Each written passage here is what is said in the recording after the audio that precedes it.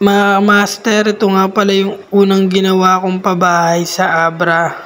Yung kala Coppers Vlog, yung donation nila kay Romnick pati ni Tita Baby Love. Siya pala yung nag-sponsor dyan. Bali, hindi ko na nasama yung pagla-layout ko ng kabahayan.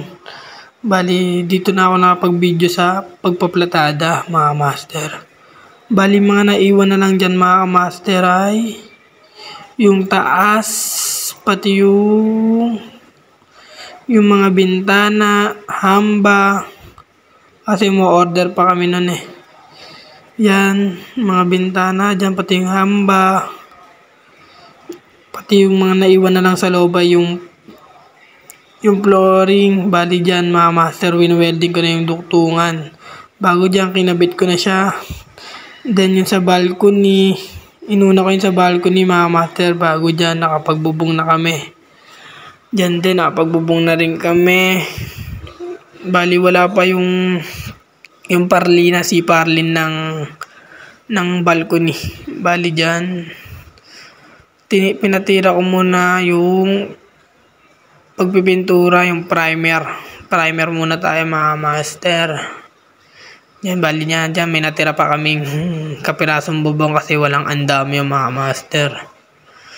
Walang andami kami magamit. Ang hirap dun dumungaw-dungaw, nakakalula. Yan, may mga hamba na siya dyan. Tapos wala pang ilaw pa pala. Yan, ilaw, pati kisame. Pero nagme-metal paring na kami sa loob nan. Yan yung, yung kusina, mga master, kusina.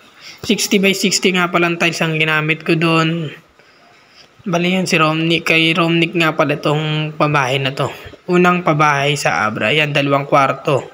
Bali dyan, nagsimula na kami maglagay ng angle wall. Then, yan na. Tinapos na namin. Tapos na, finish na siya. Yan. Bago yan yung kusina nila. Yan, 60 by 60 po yan, mga master. Bali, ito yung labas ng bahay nila. Yan. 2 bedroom. Yan. Solar type, mga master. Bali, ako na nag-welding din dyan, mga master.